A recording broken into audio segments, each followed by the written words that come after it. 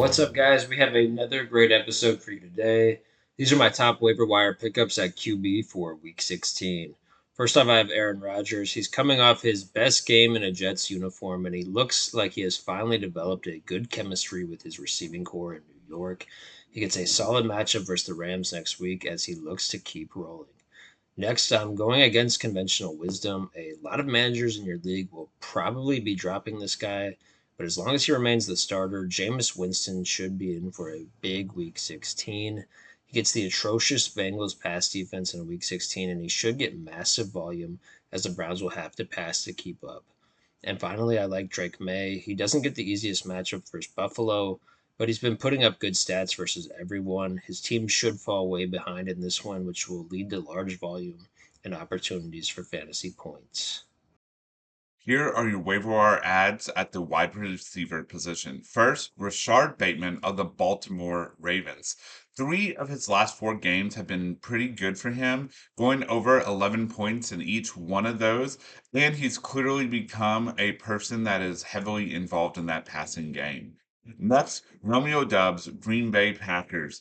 The next 2 weeks, he'll be facing two of the worst defenses against the pass, so look for Dubs to build on his solid game from last week.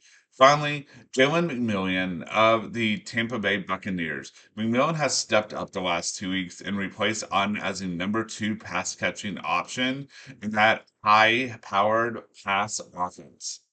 Here are some running backs to add for the fantasy football playoff semifinals. I like adding Ty J. Spears after his monster performance in Week 15.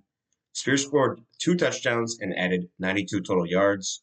He looked explosive as a pass catcher, and in full point PPR leagues, he can be a solid flex option for fantasy managers. Next, I like adding Kendre Miller of the New Orleans Saints.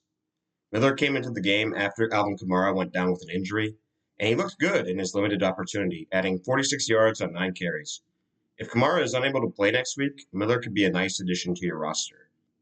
And finally, I like adding Ty Johnson of the Buffalo Bills. Johnson had 123 total yards on Sunday, and he was phenomenal as a receiver out of the backfield. I don't think he's a guy you want to start next week, but he's certainly a good stash in case James Cook goes down with an injury.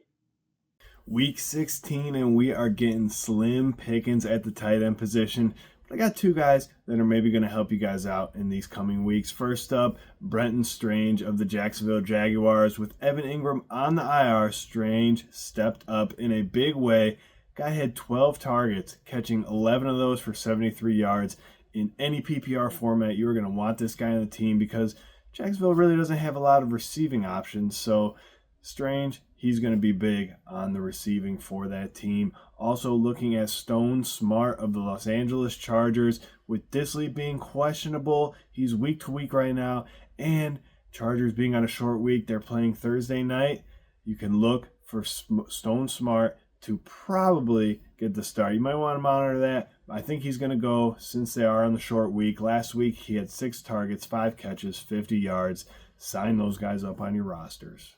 Here are a couple of fancy fool's gold players to avoid. First, Jalen Coker of the Carolina Panthers. In his first 14 games this season, he only scored double-digit points twice, so I would not count on him. Also, Justice Hill of the Baltimore Ravens. We've seen this. He'll pop off, have big games, but he's just way too unpredictable to trust while you're in the fantasy football playoffs, so avoid these two players. For your fantasy football debate, we will be discussing in the regular season if a team that is eliminated should be able to pick people up off the waiver wire. I'm for it.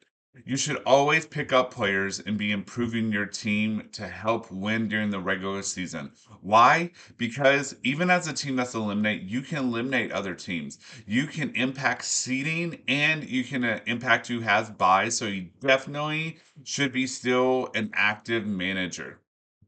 I get what you're saying, Josh, and yes, you should absolutely start a full starting lineup. Don't let injuries or buys get in the way of starting a full lineup. However, do it via free agency. Let the waiver wire, the prize waiver wire pickups go to the guys that are in the playoffs, that are jockeying for position, that are trying to make a run to the money.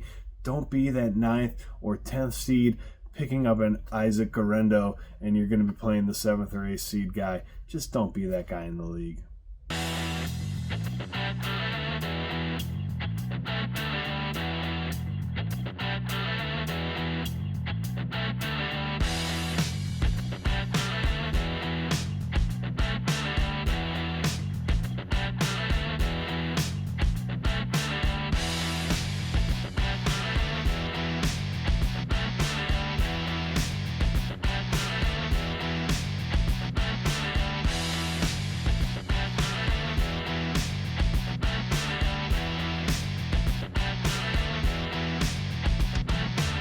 Excuse me, sir.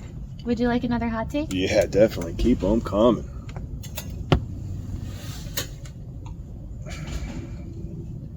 Okay, in honor of Belichick going to UNC, we're going to talk about college football and specifically the NIL. The NIL makes it much, much harder to build a solid program and sustain it year over year, especially at these smaller schools where you could build a team through seniors and maybe once every 4 years have a window to actually be a top six bowl team.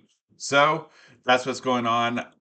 On that note, the players jumping from team to team, I have no problems with them doing that and getting a paycheck. For years, they were getting paid. It was just under the table. And if you were caught, you would lose an award, your school would lose wins or even championship. And that was not acceptable at all. So I'm definitely for the NIL. I just think there needs to be a little bit better regulations in place. My hot take, we all heard about David Montgomery being out for the season for the Detroit Lions, the number one NFC Detroit Lions, that is. But they're going to be fine without David Montgomery. I know. Sonic and Knuckles, 1-2 punch. That was their offensive combo. They got plenty of offensive weapons. And in my opinion, if you're going to lose one of the running backs, Montgomery is the guy to lose. Gibbs, he is a bigger play threat, in my opinion. He's quicker. And he's not a backup or bench warmer. He is roughly splitting 50-50 with Montgomery.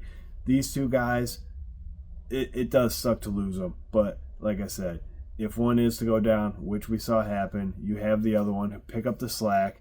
It's really not the offense we should be worried about with Detroit. It's their defense. They are in shambles. 16 defensive players on IR. That could possibly be their downfall. Hopefully, they can avoid any other major injuries. My hot take for the week is that Aaron Rodgers still has gas left in the tank and that the Jets should bring him back as their starting quarterback in 2025. Rodgers looked to be back in his old form this past week versus the Jaguars, and I think he can carry the momentum throughout the rest of this season and that he will become the best option for the Jets as a bridge quarterback next season as they look to develop a rookie. If Rodgers does choose to come back, the Jets could actually be competitive next season and make a push to end their 14-year, which will become 15 years after this year, playoff drought. My hot take for the week is that defenses are undervalued in fantasy football. Too many managers build great rosters but neglect the defensive spot in their lineup. And the fact is, in the fantasy playoffs, a dominant fantasy performance from your defense can get you over the top. That's because in the playoffs, all the teams have made it are similar in talent on their roster. But if your defense can drastically outperform your opponent, then you should be able to pull out a victory. So don't ignore the defensive role on your fantasy team, and good luck out there, guys.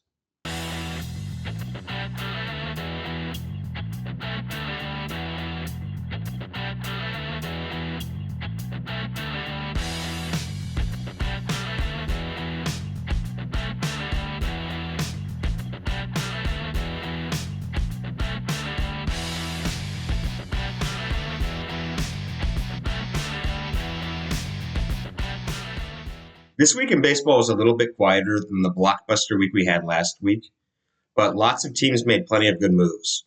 Atlanta made a nice pickup by signing Brian De La Cruz to a 1-year deal. De La Cruz had 21 home runs last year and plays a pretty decent corner outfield. The Yankees made a great trade by getting Devin Williams from the Brewers. At age 30, Devin Williams is still one of the top 5 best closers in all of baseball, and his changeup is probably the second best pitch in all of baseball behind Emmanuel Clase's cutter. The Brewers got back Nestor Cortez and infield prospect Caleb Durbin, but I'm a little surprised they couldn't get more from the Yankees. And finally, Texas re-signed Nathan Eovaldi to a 3-year contract, strengthening their rotation. It's good to see that Texas isn't rebuilding, and hopefully they can bounce back to look more like the team that won the World Series in 2022. All right, your fancy basketball waiver wire ad. We only have one. It is Obi Toppin of the Indiana Pacers. This guy was a high draft pick for the Knicks and just never has received the minutes, but when he does, he usually does pretty well. He's a power forward. He's available in 84% of leagues. He's been player number 8 the last 2 weeks, and during that time, he's made 2.5 three-pointers made, 15.3 points, 6.2 rebounds, 2.5 assists, 1.5 steals and almost a block a game. So this is someone you should be adding, and hopefully that high usage continues so he can give you great numbers. Okay, thank you so much for watching to the end. If you haven't yet, please take a moment, hit that like, comment, subscribe.